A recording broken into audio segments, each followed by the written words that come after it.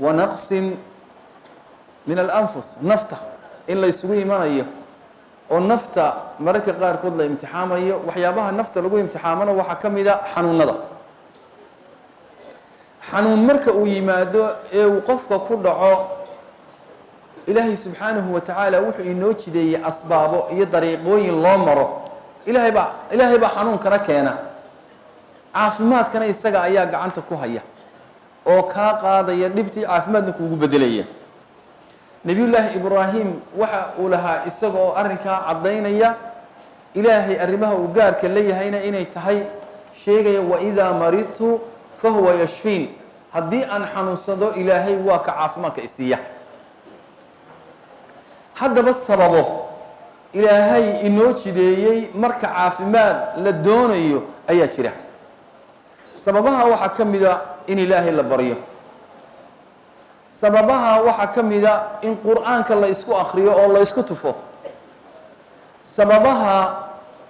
waxaa ka mida in dawooyinka dadka aqoonta u leh ay sheegaan dhakhaatiirtu ay sheegaan iyo ta nebi moxamed sala allahu calayhi wasalam inoo sheegay in labadaba la isku daweeyo dawooyinka xisiga ee la dareemi karo dawada doctoorka aaminka ah iyo dawada aaminka ah ayaa kuu qoran inaad isticmaali karto waa halkaan u socday waxyaabaha la isku daweyn karo waxaa ka mida sadaqada wax bixinta ila dhageysta labadan qiso haddaba ibnu shaqiiq ayaa waxa uu ka soo wariyey oo uu yidhi waxaan dhagahaygaa kaga maqlay waxaan dhagahaygaa ku maqlay ibnu mubaarak waa cabdillaahi ibnu mubaarak waa culimadii waaweyneyd ee islaamka 118 hijriyada ayuu dhashay 181kiina wuu dhintay waa culimadii waaweyneyd waa qarnigii labaad ee hijriga waa culimada waaweyn ee ummadda muslimiinta leedahay cabdillaahi ibnu mubaarak wuxuu caan ku yahay saddex arrimood mu'arikh waa taariikhyahan waa faqiih xagga fiqigana waxa uu ku lahaa baac iyo gacan sare waxa kale oo uu ahaa muxadith cilmi xadiidka aad buu ugu horreeyey caalimkaa weyn ee aqoontaa leh oo culimo waaweynna wax ay bareen abu xaniifa wax baray awsaaci baa wax baray iyo culimo kale ardaydiis iyo sufyaan athawri culimada isaguna rag uu wax baray oo qiimale baa jiray ayaa waxa uu yidhi waxaan maqlay ibnu shaqiiq baa odhanaya iyada oo intuu nin u yimid cabdillaahi ibnu mubaarak uu ku yidhi niyow xanuun baa i haya lowgaa soo arki maysid 7 sannadood baa nabarkaasi ku yaalla dhakhtaroo dhanna waanu la tegey wax ilaa hadda caafimaadana ma hayo sheekh bal ka waran sheekhii bal halku la mara eeg wuxuu ku yidhi idhab dhaqaaq buu yidhi oo waxaad qodaa ceel meel dadku aada ugu baahan yihiin ceelka baahi biyood meel ay ka jirto ceel ka qod waxaan rajaynayaa dee meesha imika waaba la sahamiy geolojiyiinta ayaaba inoo sahamiyee meel biyo ka soo baxayaan oo biyahana looga baahan yahay ceel uga qod waxaan rajaynayaa markay ishaasi soo burqato ceelkaasi soo burqado in ilaahay dhiiggan ku socda iyo dhiiggan kaa istaagi waayo iyo boogtan kugu taalla iyo nabarkan in ilaahay caafimaad kaa siiye ninkii baa carooray waa raadiyey waa helay waa qoday ceelkii baa ilaahay biyihii ka soo tuuray markii ilaahay biyihii uu ka soo burqiyey ayaa nabarkii 7 sano loo taagi waayeen ilaahay dhiiggii ka joojiyey oo ilaahay caafimaad siiyey halkaa ma fahanteen laakiin yaqiin bay u baahantay qisadaasi waxay dhacday qarnigii labaad ee hijriga ayay dhacday ama waqtigii cabaasiyiinta ayay ku dhoweyd iyo umawiyiintu markay isgaleen qiso imika dhacday beri dhoweyd dhacday ayaan iyadana idin raacinaya gabadh waa wadamadan khaliijka gabadh baa waxa ku dhacay waxaan loo yaqaano fashal kalawi kaliyaha fadhiistay ilaahay waxaan baryaynaa in ilaahay caafimaad ina siiyo wixii dhib qaba iyo xanuun qabana ilaahay xanuun ka dulqaado inantaasi ama ruuxa dumarka ahi xanuunka waa la dhibaatootay marba dhakhtarka ayay iskaga daba noqotaa dawooyin kala duwanna way qaadatay akhiiran waxay noqotay go-aankii ugu dambeeyey wax la maydhaba wuxuu go-aankii ku soo ururay waxaad u baahan tahay kelida in lagaa bedelo innagu waxaynu idhahdaa af soomaaliga keli qofkaa keli baa laga bedelayaa oo keli baa loo soo iibinaya maaha waa qalad kelmaddaas keli baa loo soo iibinaya kelida malaayiin haddii lagu bixiyo lama iibsan karo bal tacbiirkay gabadhan isticmaalaysa eeg deedna gabadhu waxay doontay fatalabat man yatabaracu liha bikeliya waxay dalabtay oy tihi yaa iigu tabarucaya yaa ilaahay dartii ii siinaya kelidiisa yaa labadan kelimood mid baa isbeera mid baa shaqaynay ta kale tii isbeerka u ahayd yaa anigu aan ku soo dhaqaajiye jidhkayga yaa iigu tabarucaya tabaruc bay tiri tabarucu waa wax ilaahay dartii la isu siinayo laakiinse waxay tiri inagu halkan waa la soo iibsaday waxay tiri oo aniguna abaalgud aan ugu daraa ma kari karo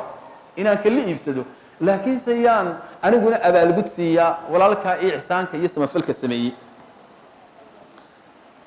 oo ilaa 20,000 oo dollar riyaala waa ilaa 5,000 oo dollar warkii baa dadka gaadhay dadkii warku gaadhay waxaa ka mid ahayd imra'atun faqiira gabadh faqiirada gabadh saboola oo caydha ayaa ka mid ahayd wallahi waxay tihi jaanis baa ku soo maray maanta kelidana iska tuur iska sii daa mar hadday ta kale kuu shaqaynayso waxoogaa dhiishii faqrigana bal muddo aad ka nasatid iyaduba waa xikmade dhakhaatiirtu marka uu qofku yidhaahdo keli baan u saarayaa hebelkaa kale markaaba la yskama ogolaado labada ruux baa inay is aqbalayaan bay dhakhaatiirtu baadhaan dhiigooda arrimahooda oo dhan bay baadhayaan caafimaad ahaan inay qofkana la baadhaya xataa laftigiisa sixadiisa iyo caafimaadkiisa la baadhaya bal xikmadda ilaahay gabadhaa miskiinadda ah iyo gabadhaa kelida loo saaraya 100% way iswaafaqeen deedna ballankii ayaa la qaaday waxaa la yidhi maalinkaa isaga ah ayaa camaliyadii la samaynayaa tiyaatarkaad gelaysaan labadiinuba tiyaatarku waa qolkan ghurfatu alcamaliyaat ayaad gelaysaan dabadeedna soo diyaar garooba waxa marka hore laga camaliyadii koowaad lagu sameeyay ama operatiinka koowaad deeta laga saarayo faqiirada gabadhii saboolka ahayd baa horeynaysa gabadhii baa soo horreysay faqiirada ahayd saboolka ahayd ay dhahayd subaxdii bay soo kala lahday haddii ay soo kala lahday waqtigii loogu talagalay waxaa ka soo daba gasho ka dambeysay gabadhii loo saarayay kelida haddii ay soo gashay gabadhii oo ay gabadhii walaasheed ahayd ee ugu tabarucaysay iyaduna jaa-isada ay siinaysa ay aragtay saasun bay u agtay inuu faidaa hiya tabki gabadhii caydhahaydoo ooyeysa ayuun bay aragtay waaba ooyeysa waa ilmaynaysaaba gabadhii xanuunsanaysay baa aragtay waa la yaabtay deedna su-aal bay weydiiso waxay ku tidhi miyaa lagu soo qasbay ma cid baa dabada kaa wado oo dee dadka qaar baa la qasbi karaa moogta ma cid baa dabada kaa wada maxaad la ooyeysa markaasaa ayay ugu jawaabtay maya wax aan la ooyayaan kuu sheegayaa dhagayso inaan kelidaydii saaro oo aan cid ugu tabaruco cidna maan siiyeen kelidayda waxa iigu wacan bay tihi saboolnimada iyo caydha ee haysa ee kelidayda maan saareen intaa yare lacagtabaa ii muuqata macnuu waa sida iyo baahidan maanta dhaqaale u qabo ilmadii baabay sii tuurtayba hig waa sii wadayba ilmaabay isku dartayba oohintii baabay sii badisayba gabadhii xanuunsanaysay ayaa dejisay walaal aamus isdeji bal i dhegaysa aniguna mar aan kula hadlaya waxay ku tiri hortu kelidaadii hayso waxba hay saarin ma faqri iyo busaarad baad ka cabsanaysay lacagtii aada maqashay ee 20,000 ee riyaal ahayd ee aan jaa-isada u bixinayeyna iga qabo kelidaadiina hayso aniga ilaahay sukaayada subxaan allah waa halkaynuga soconay gabadhii imika ilmaynaysay ayaa farxad haddana la ilmaysay halkaasay ducadii ku jirtaa soo maa halkaa markay maraysay dhacday ducadii dabeedna iyadoo lacagtiina haysata kelideediina usoo nabad gashay ayay halkaa ka baxday. halkaa inoogu jooji. gabadhiina gurigeedii bay iska tagtay, xanuunsanaysay. haddii dhowr cisho ka soo wareegeen dhakhtarkeedii ay la xidhiidhi jirtay ayay ku noqotay, malafkeedii iyo faylkeediina waa la soo saaraya. gabadhii waa gabadh keliyuhu fadhiisteen oo la wada yaqaano. dhakhtarkii ayay u tagtay, deedna faylkii baa la baadhay, waxaa loo diray cayinaadkii iyo wixii dhiiggeedii iyo hawlaheedii baa la diray. dabadeedna